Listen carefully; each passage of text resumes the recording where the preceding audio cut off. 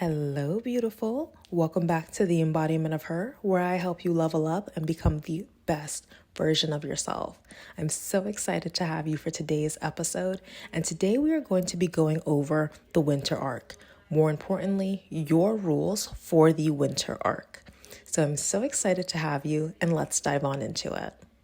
So you may be asking, you may be wondering, what is the winter arc? Well, essentially, this is a period that you lock in, you hone in on your goals for the last quarter of the year. As the days get shorter, everything starts to feel a bit more cozy. You want to be in your bed, bundled up with a blanket. No. Not you.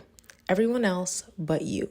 You are going to make the last couple of months of the year count and hone in and lock in on your goals so you can enter 2025 feeling renewed, refreshed, and excited to start the year.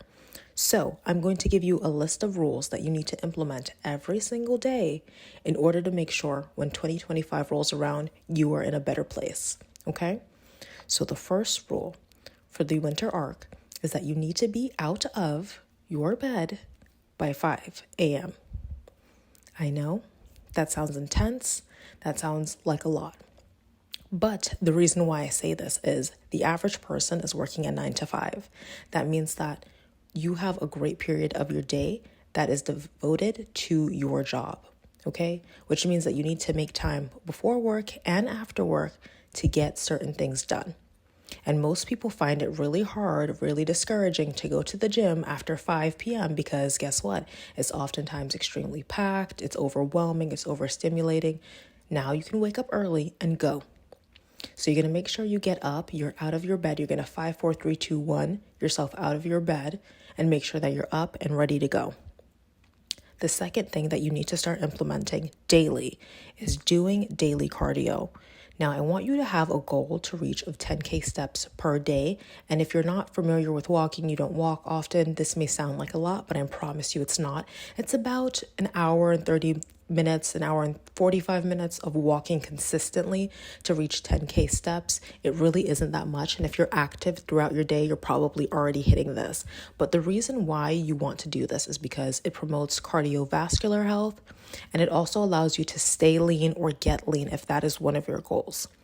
It's super important because during the winter months, everyone wants to be inside, everyone wants to be bundled up, everyone wants to be cozied up, but you're not getting enough movement in, and then that leads to issues with your cardiovascular health. So make sure you're staying active, you're getting cardio in, even if it's a little bit, even if you're not able to get the full 10K steps, aim for 5, and then slowly start to increase, and you'll see the results. The third thing I want to say is take your vitamins. I'm specifically looking to you, my vegans, my people who have maybe diets that aren't the norm. You are probably deficient, especially if you live in a colder winter climate, such as like Northeast America, Canada. It is cold majority of the year. So you are probably deficient in vitamin D, oftentimes iron as well. You want to make sure that you're getting in your vitamins because you're not functioning as your regular self, your highest self, if you're deficient in multiple things. And bonus tip, if you're able to get your blood work drawn and see what you are specifically deficient in, that would help. But if you definitely live in a cold region, you're most likely deficient in vitamin D. If you're vegan or plant-based, make sure you get your B12, your iron in. And you can also get things such as multivitamins to make the process easier so you're not taking multiple things. Try getting sea moss. All of these things help for you to get all your vitamins in without feeling like you're swallowing 10,000 pills.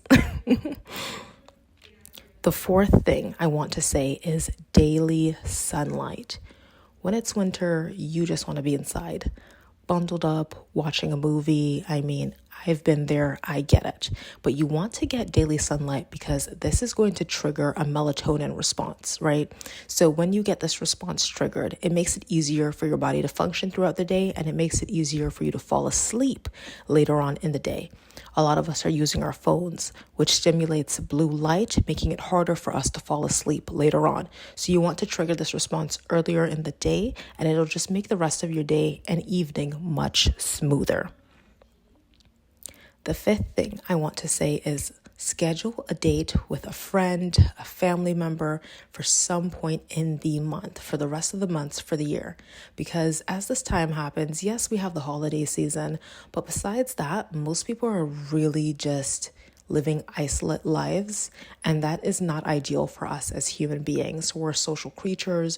We're meant to interact with each other. So try scheduling a workout class with a friend, going on a walk with a friend, brunch, something that allows you to be out of your home, out of work, and still socialize and get a personal connection. The sixth thing I want you to start doing is gratitude journaling every single day. Every single day, you need to write down 4 things that you are thankful for. And the reason being is gratitude is truly the best attitude. When you start to be grateful for the smallest things and just even finding a few things to be thankful for, you will start to attract more things to be grateful for. I feel like this is something that if you're religious or spiritual, you're very familiar with, but literally being thankful will give you more things. Saying, hey, you know what? I feel like my life is not exactly where it is supposed to be, but guess what? I have clean water. I have internet to listen to this to. I have a phone. I have a laptop. I have an iPad. I have a bed. I have a journal. I have something that there is something that someone else does not have. And you don't want to necessarily think that, hey, I have this and other people don't have this, so that's why I'm grateful for.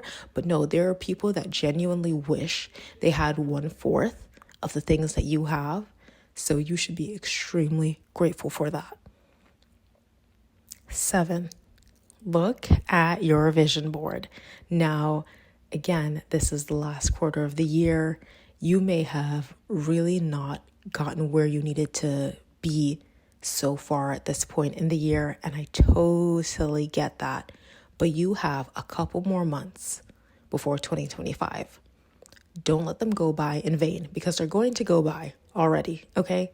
At the time I'm recording this, it's October 15th. Okay, the month felt like it literally started yesterday, but we're already here. So time is going to pass, whether you like it or not. Make the most out of it. Look at your goals.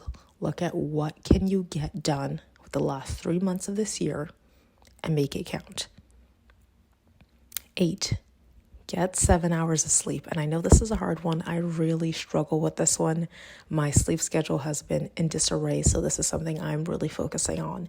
But sleep is so important. If you are not getting quality sleep, your body is literally not repairing itself, which means that all the dead cells, all the waste, all of that's just literally stuck in your body at this very moment is not getting to be transferred and erased.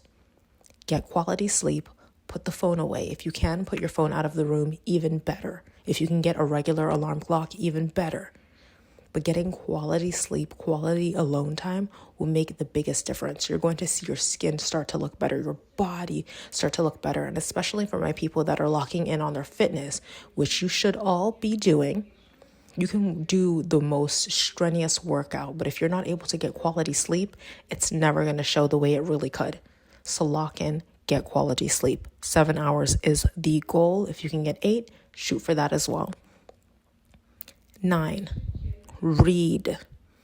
I do not care if you're reading self-help solely, if you're reading nonfiction, if you're reading fiction, if you're reading murder mysteries, whatever it is. Read, because this is going to boost your cognitive skills, especially now when people just want to stay in, watch a movie, scroll on TikTok. You need to be working on your cognitive skills, your cognitive abilities. We're seeing a rapid decline in this. And in order to make sure that you're not one of those people that are having a heavy decline in this, read. It's so simple, yet so effective. Pick up a book, stay consistent, read at least 5 pages every single night, and I promise you, your vocabulary alone will extend, okay?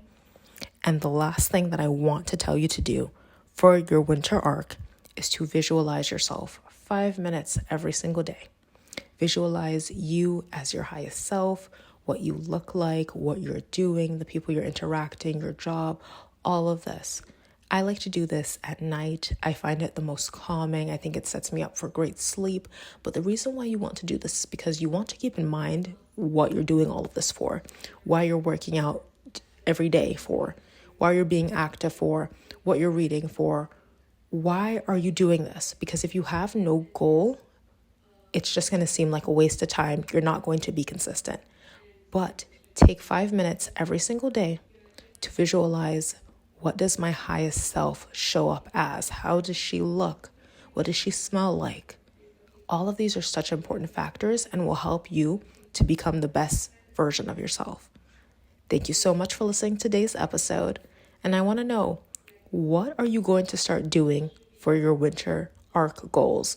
What are you going to lock in specifically as? Let me know below. I want to keep you accountable, and we'll take it from there. I'll see you in the next episode. Bye.